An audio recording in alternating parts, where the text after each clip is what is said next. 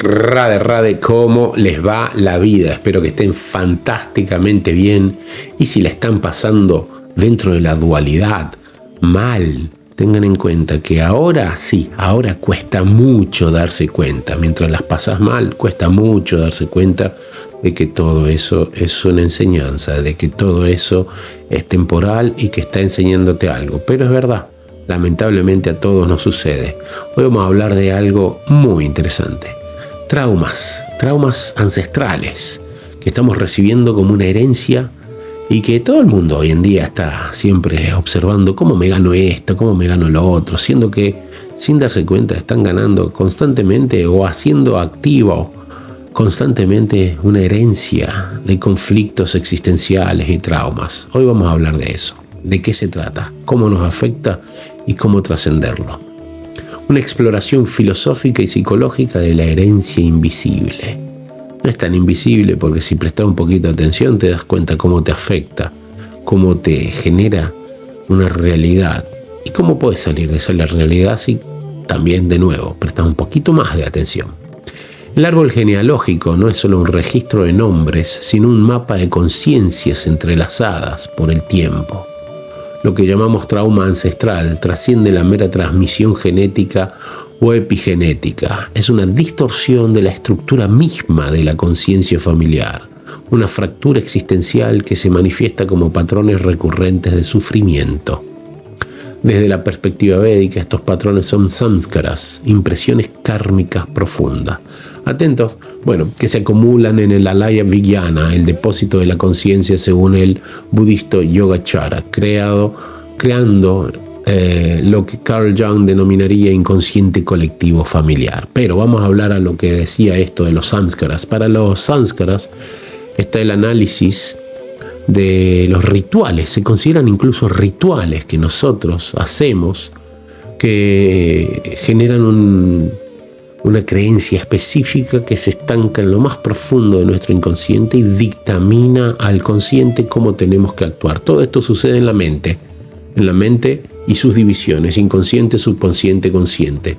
El consciente es el real inmediato, el inconsciente es el que dictamina y el subconsciente es la interacción entre ambos. Ahora bien, tenemos en cuenta que este inconsciente colectivo familiar nos afecta constantemente siempre y cuando estemos condicionados a la creencia de toda esa realidad. ¿Por qué quiero decir esto? Estamos condicionados al concepto familiar y al concepto de la esclavitud emocional. Cuando nos descondicionamos o nos salimos de ese tipo de prisión, empezamos a ver nuestra realidad como almas. Solo cuando nos vemos como un alma es que trascendemos todo esto. Y ahí todo esto ya no nos afecta, pero para eso tenemos que hacer el trabajo intenso, ¿no? Para poder trascenderlo. La metafísica del trauma generacional, el karma como narrativa existencial. El Bhagavad Gita 3.27 dice: Prakrite kriyamanani gunai karmani sarvasaha ahankara vimudatma kartahan iti mañate. Todos los actos son realizados por las gunas, las cualidades materiales de la naturaleza material, ¿no? El alma confundida por el ego falso, que es la mente, cree ser el hacedor. Yo hago esto y yo espero un resultado de aquello y todo es lo que yo creo dentro de mi mente. Mientras que constantemente actuando de esa manera, estás incrementando tu karma, que generará más sufrimiento y más sufrimiento y más sufrimiento. La interpretación psicológica, los traumas ancestrales son guerras no resueltas entre los tres gunas, sattva, rajas, tamas en el campo familiar. En la tamas, la inercia, secretos guardados, silencios cómplices, mentiras. En las rayas, en la pasión, conflictos emocionales no procesados. Y en la sattva, en la armonía, intentos fallidos de sanación que quedaron incompletos. Intentamos hacer una sanación, pero no lo logramos y queda todo deambulando en el éter que termina siendo parte de tu mente, ¿no? La paradoja del alma familiar, Upanishad y psicología arquetípica. El Brihadaranyaka Upanishad 1.5.17 plantea: el ser humano es un sacrificio continuo hacia sus ancestros y descendientes. ¿Por qué?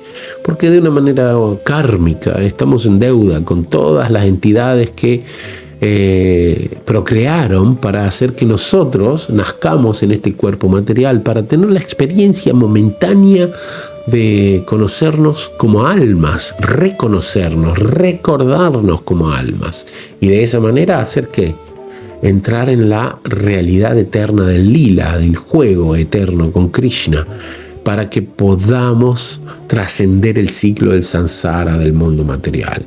Y todos los ancestros que previamente han estado en este plano nos hicieron llegar ahora a nosotros. Por eso es que tenemos que hacer una constante concientización de la realidad eterna del alma, para que de esa manera los podamos liberar. Más adelante hablo del tema. Desde la psicología profunda, cada generación repite mitos familiares inconscientes. Los hombres de esta familia siempre abandonan. Y ese tipo de cosas, ¿no? Ganar dinero es difícil, el amor es sufrimiento, ¿no? Este país es una mierda. Y así con todo. Porque son mantras constantes que nos estancamos en la cabeza y de ahí nos salen. Y vienen generacionales, lo dijo el abuelo, lo dice el papá, y lo digo yo, y se lo digo a mi hijo, y así va. Estos mitos funcionan como mandalas psíquicos que organizan y limitan la experiencia subjetiva, o sea, la experiencia real del alma. La psicopatología de la herencia invisible. Los 3 niveles de memoria ancestral según el Sankhya y la neurociencia. Memoria celular, Annamaya Kosha, trauma codificado en la expresión genética. Cortisol elevado en hijos de supervivientes de guerra, por ejemplo. Filosóficamente, el cuerpo como libro de texto biográfico del linaje. Memoria emocional, Manomaya Kosha, duelo congelado que se transmiten como estilos de apego. Reinterpretado por el Ayurveda, esto es claramente una circunstancia que está en lo más profundo de nuestro cuerpo. No es este cuerpo en sí, sino en el sutil. Generalmente todos esos duelos, no haber terminado las relaciones en el momento apropiado, no haber terminado o despedido a nuestros ancestros de la forma apropiada, todo ese tipo de cosas queda estancado, ¿no? Un ejemplo, una abuela que perdió hijos pequeños puede generar apego ansioso a los nietos. Memoria arquetípica, Vijnana Maya Kosha, sombras familiares que toman forma de daimones o demonios, espíritus psíquicos que chupan energía, ¿no? Ejemplos clínicos, la abuela deprimida que se convierte en un complejo autónomo que habita en 3 generaciones, continúa deambulando cerca de tu energía y chupando todo lo que puede. La metafísica de la repetición, más allá de Freud y el karma. El Yoga Vashishta 392 advierte como el sueño dentro del sueño, así es el karma dentro del karma. Les voy a dejar acá nuevamente son 5 videos que explico el karma a profundo, y eso ni siquiera es el ABC, como para que se den cuenta de lo de que es el karma dentro del karma. Interpretación existencial. Los traumas se repiten no por castigo kármico, sino porque la conciencia no ha encontrado un nuevo lenguaje para interpretarlos. Hasta que no trascendamos el mundo material, situándonos en la realidad del alma, vamos a seguir deambulando por la ley del karma. Cada repetición es un intento fallido de integración, similar al concepto de compulsión a la repetición en el psicoanálisis, pero con dimensión transpersonal. O sea, trascendiendo el cuerpo, nacemos de nuevo y nuevamente a repetir. Filosofía de la liberación ancestral, de la culpa a la responsabilidad cósmica. El Bhagavad Gita 18:14 nos dice: el lugar, el tiempo, la circunstancia, el hacedor o el que cree ser el hacedor, y los instrumentos. Estos 5 factores son la base de todo acto que el hombre realiza. Ahora bien, si nosotros usamos esos elementos al servicio de lo divino, nuestras acciones no generan karma. Y es justo ahí a donde tenemos que llegar para que todos esos traumas, ¡pum!, desaparezcan. La psicología profunda aplicada. Sanar no es culpar a los ancestros, sino recontextualizar su dolor dentro del flujo dármico, o sea, usar las acciones de estas entidades al servicio de lo divino. Ejercicio filosófico. ¿Qué aspecto del Dharma intentaba cumplir mi abuelo cuando actuó desde su herida, ¿no? Porque todos y cada uno de nosotros generalmente actuamos desde la máscara de lo que no somos. Entonces, al no actuar desde el alma, estamos actuando desde la herida, y esa herida es la identidad mental y nos genera el karma. La conciencia testigo como antídoto, Advaita Vedanta y psicología transpersonal. Ashtavakra Gita, el 1.17, dice: estás atado por tu propio deseo de liberarte, relájate y observa, ya eres libre, no intentes llegar a ese tipo de conciencia. El Bhagavad Gita también dice: tú no vas a ser, ni eres, ni serás. Lo que está intentando explicar aquí es que tú tienes que situarte en tu realidad, no la creencia de la realidad que está generando tu mente. Y es esa justamente la que te ata por tu propio deseo, el deseo de disfrutar de este mundo material. Un proceso terapéutico, identificación. Este miedo no es mío, es de mi linaje, me desapego. Desidentificación, yo no soy este miedo, lógico. Trascendencia, este miedo es una ola en el océano de la conciencia y lo voy a utilizar como un maestro. Y ahí es donde está la trascendencia. La gran pregunta: ¿qué significa sanar? Más allá de la curación, la iluminación del linaje. El Kaivalya Upanishad propone: cuando se reconoce al ser en todos los seres y a todos los seres en el ser, no hay más dolor ni ilusión. ¿Por qué? Porque entras en la conexión con lo divino. Krishna, la suprema personalidad de Dios, es una identidad. Nosotros somos la identidad. Todos y cada uno de nosotros como almas tenemos nuestra identidad original. No nos fundimos entre nosotros ni nos fundimos con Krishna, pero al entrar en la conexión es donde estamos en todos los seres y el ser está en nosotros, porque estamos conectados. Como imagínense una interconexión gigantesca como un cableado de Wi-Fi o de Bluetooth que está en todas las almas. Pero para eso tienes que conectar con el alma suprema y primariamente entenderte a ti como alma. Implicaciones generacionales. Sanar no es borrar el trauma, sino transformar su significado de herida maldita a puerta iniciática. Imagínate, utilizar todo lo que sucede en tu generación tras generación para atrás para poder liberarte de este mundo material. Un ejemplo: la adicción heredada no es un fracaso, sino el anhelo distorsionado de moksha, liberación. Libérate de este mundo material. El Dharma del sanador roto, paradoja existencial. Debes honrar a tus ancestros sin repetirlos. Debes trascender el linaje sin negarlo. Como un estilo de equilibrio que debería haber. Estás haciendo de malabarista. Solución desde el Vijnana Vairava Tantra, verso 89. Donde hay apego, ve desapego. Observa. Donde hay desapego, ve amor puro. Esa es la vía mediante el guerrero se transforma en un guerrero consciente. Porque puede ser un guerrero. He visto muchos guerreros que van en contra del sistema y todo, pero al momento de tomar conciencia de tu realidad eterna como alma, te estancás en las discusiones sobre las formas y los nombres de este plano. No, el alma guerrera actúa desde la conciencia divina. El legado que nacerá en ti. Las lágrimas son el riego para el árbol genealógico del futuro. No sanamos solo para nosotros, sanamos para reconfigurar la narrativa cósmica de nuestro clan. Como dice el Mahabharata, un solo ser despierto puede redimir 1000 generaciones del sueño de Maya. Imagínense. Estar en un estado de conciencia puro hace con que puedas liberar a todas las generaciones para atrás y todas las generaciones para adelante. Según lo que había leído antes, eran 21 generaciones. Acá dicen 1000 generaciones. No sabía de esto, lo dice desde el Mahabharata. Pero definitivamente un ser humano que se transforme en puro, naturalmente puede liberar todo lo que lo toca. Y de eso se trata justamente. ¿Querés hacer un beneficio real a la humanidad? Purificate. Pregunta final para el lector, para el que ve el video.